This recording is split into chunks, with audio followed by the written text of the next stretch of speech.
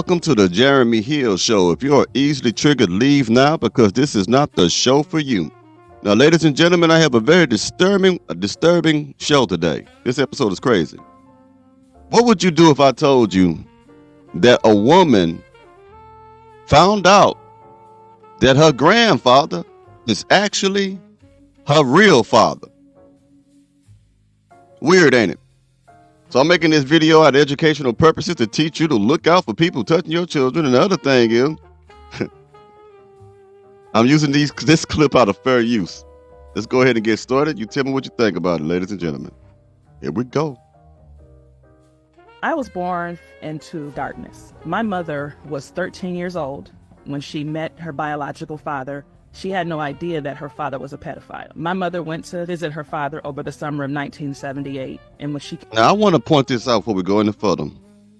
I really want to show you how today's modern women are choosing the most dangerous men to have children with, that they will put, they'll put their Pookie, Ray Rays, Nook Nooks over their own children. They will contribute to the abuse that Pookie or any other man is doing to their own child. Let's keep going, because this is really what this is more about. Her father over the summer of 1978, and when she came home, she was pregnant with me. I was born to a 13-year-old little girl, so my father is my grandfather. I was conceived in sin, conceived in darkness. What I was born into was just as traumatic. My entire childhood was one form of trauma over another. Dealing with sexual abuse from my mother's older boyfriend, his son, who I would be left with for him to babysit me. He would sexually molest me, and he would use... Her boyfriend touched her the wrong way, and then her mother's boyfriend touched her the wrong way, and then her mother's boyfriend's son touched her the wrong way too. Come on, y'all.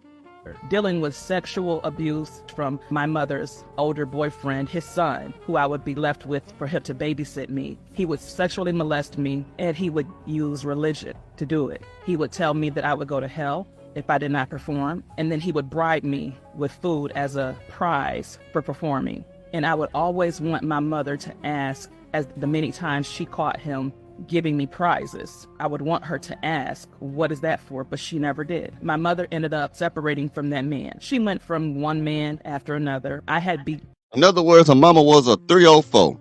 That's what it is. See, we don't really talk about this that much, do we? About these type of particular women who are so whorish, so strict, so ghetto, so ratchet. We don't talk about how their actions impact their children, especially their daughters. These mothers today are destroying their daughters. They are causing so much trauma in these young ladies that they will never function again in relationships properly.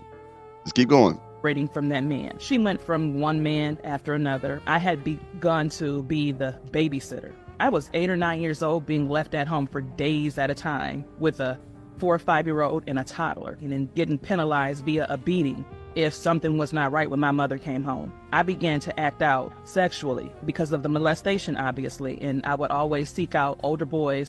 And she's not a bad-looking girl when she was a teenager. If you look at her, she's not a bad-looking girl at all, going through all that stuff. You never know the hell that someone is going through behind closed doors, man. You never know.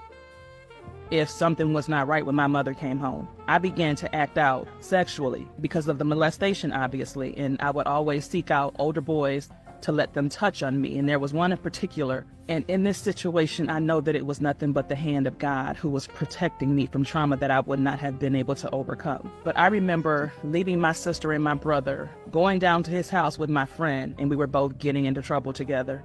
We tried to go to this young man's house so that him and his friend could do whatever we allowed them to do. And it was only by the grace of God that a gentleman that my mother knew came down the street and said, "Get your butt back home before I call your mama." I knew, nope, I'm caught. I'm going to get a beating out of this world. I'm going back home. For about 1.5 years, I endured beating after beating after beating after beating, tumultuous beatings. Extension cords were her weapon of choice. She would beat me profusely to the point to where my skin would be black, blue, and purple. And I was getting a little bit older, and I was just like, I can't take this anymore. I had a lot of anger in me for a God that I did not even believe existed. One night, my mother was beat so bad by her then husband that I think that night something finally clicked in her head. and she actually tried to fight back. She pulled out a gun and she tried to shoot him with it, but he pulled the gun from her hands and he beat her with it and threw the gun away. Why is my Again, women who are choosing the wrong men,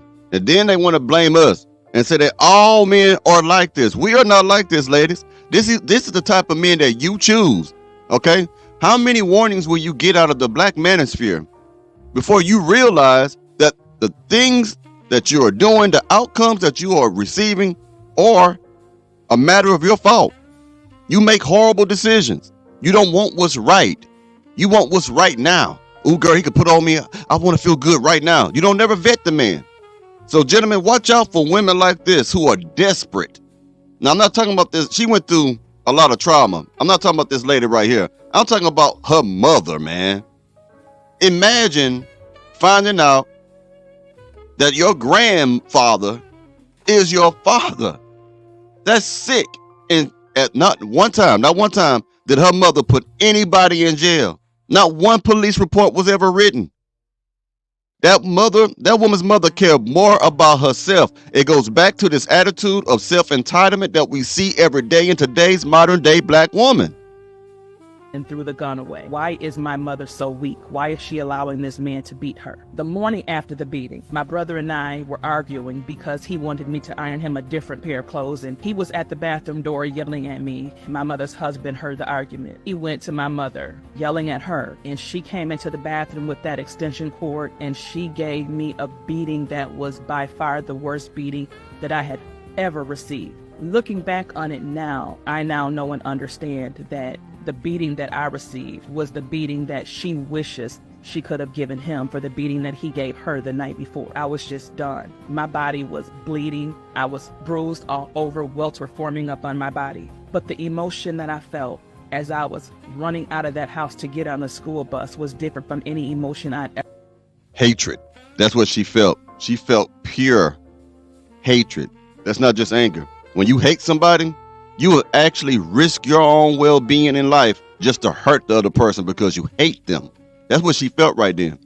Running out of that house to get on the school bus was different from any emotion I'd ever felt after a beating. Everybody got picked up in front of their house. And as I'm on this school bus in searing pain, and I had it made up in my mind that if I went back to that house, I was going to find that gun and I was going to either kill them or they were going to kill me. And I remember saying to God, if I go back to that house, something is going to happen. I got into my first hour class, my geometry class, with Mrs. Burnside, a white teacher. But I built a rapport with Mrs. Burnside and Mrs. McGraw, the other white teacher. Out of all the teachers in the building, they were the only two that I actually trusted with my truth. Because my mother's husband was a major drug dealer. His entire family were major drug dealers. Again, dope boys, gangbanger, thugs, street running guys, gun-toting hoodlums. This is the type of men that her mother liked. This is no different than what we are seeing today. What you're seeing in this video is the possible scenario and the possible results, ladies, of what can happen to your children because you're out there being a whore. Period. And everybody knew it. So the black community, even in Michigan and Mississippi, were terrified of this man. But I knew that if I was able to just share my truth with Mrs. Burnside, that something would happen. So I wrote her a letter, and after class, I stuck the letter under her book and I walked out and went to my next class. And within minutes, she was at the door with tears in her eyes talking to Mrs. McGraw. And they called me and they said, "We're taking you to the office." CPS was called. They just asked if they could look at my body. And I said yes. And I'm standing with my back turned to them as they're looking at my body and they're taking pictures. And even now, 30 plus years later, I can still hear the sniffles and the tears and the cries and the way that they were trying to muffle the sounds of their cries from looking at my body. I ended up in foster care that day. My story will only reach a certain amount of people.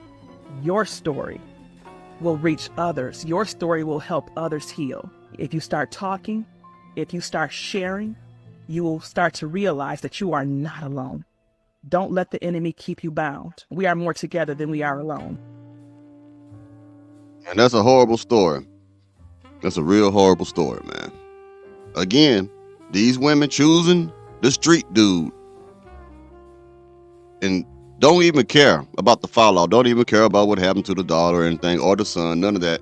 And it just, and this is a true story. This is not a skit. This is a real life event. I'm surprised that she's not in prison or dead herself, because a lot of people could not have handled that. A lot. I don't think I could have without someone else, without me removing somebody from this world. Just being honest with you. I'll see y'all pretty soon. Y'all have a good one. Live stream today at 5:15. I will be talking about addressing depression in black men. And also, if you call in, I want you to keep your well, you got to say kind of brief if there's going to be more than one person. I can't give somebody 20 minutes and the other person 2 minutes. So when you call in, if you do call in, I'll greatly appreciate it.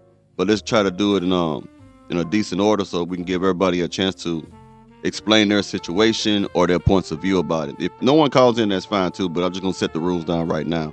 All right, y'all have a good one now. You hear?